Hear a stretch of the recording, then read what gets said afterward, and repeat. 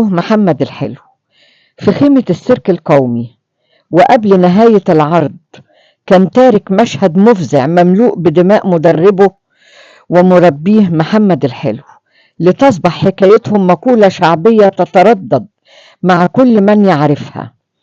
الحلو أكلوا الأسد. اشتهر محمد الحلو بسمعة كبيرة وواسعة في تدريب الأسود بالسيرك القومي في العجوزة، وهو حفيد محمد الحلو محمد علي الحلو مؤسس سيرك الحلو الشهير. كمان كان بيعمل دوبلير في السينما، وكان بيعمل المشاهد الخطيرة في الأفلام السينمائية بدل من الأبطال، وخصوصا بدل الفنان فريد شوقي، واللي كان بمثابة نفس الطول والهيئة.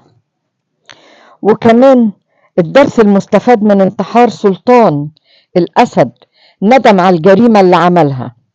تبدأ الحكاية بين الأسد سلطان والحلو لما الأسد كان شبل صغير وعايش في بيت مربيه بيأكله بإيديه، وكان عمره شهر لا ياكل إلا الأكل المطهي، ويلعب مع أولاد محمد الحلو الأولاد الصغيرين. لكن بعد مرور شهرين فشلت تجربة الحلو لما الأسد غلب عليه طبعه المفترس، وكل المحاولات للاستئناس فشلت لما الأسد تمرد على المحاولات وعاد لطبيعته المتوحشة الغريزية. كان سلطان من أكتر الأسود شراسة، ودي قصة مصرع محمد الحلو ومصرع الأسد لما كانت البداية. الأسود الخمسة اسمهم غضبان ومحروس وشقي وسلطان وجبار. الأسود الخمسة كانوا في عرض في السيرك، ومحمد الحلو كان بيجري وراهم ويدخلهم من الممر الحديدي واحد ورا واحد. فكلهم دخلوا من الممر الحديدي وجريوا من الحلبة بتاعة السيرك، وجه دور الأسد سلطان علشان يخرج، ولكن الأسد انتهز فرصة كان بيقوم فيها الحلو بإخراج الأسد شقي، وبدل من الدخول في الممر هجم على محمد الحلو من الخلف ونشب أظافره في جنبه، ودي أكتر من مرة حصلت، وقتل سلطان الراجل الوحيد اللي كان بيعامله بمنتهى الود والإنسانية.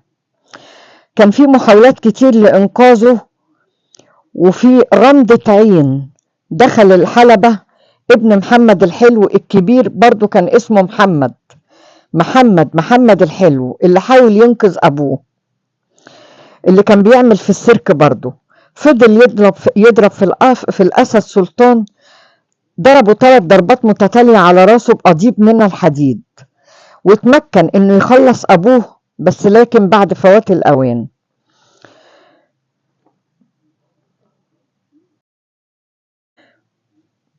محمد الحلو بعد ما الاسد افترسه بص لابنه وقال له ما تخافش يا محمد، انت راجل انت راجل، وسقطت دموعه.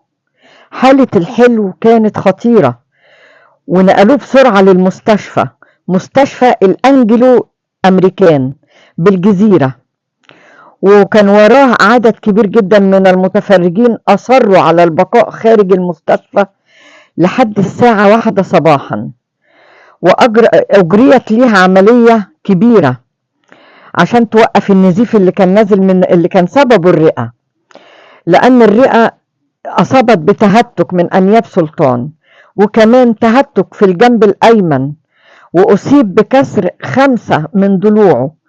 تدهورت حالته.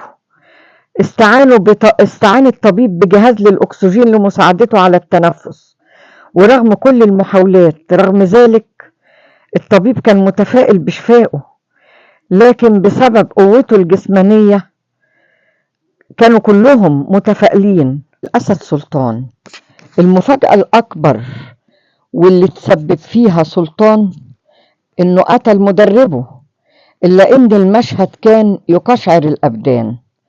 الأسد سلطان أصيب بانهيار عصبي، وقعد مكانه عنده انهيار عصبي حاد ما بيتحركش، وكان في منتهى الهدوء وقطع الأكل، يقدموا له أي أكل يرفض ياكل.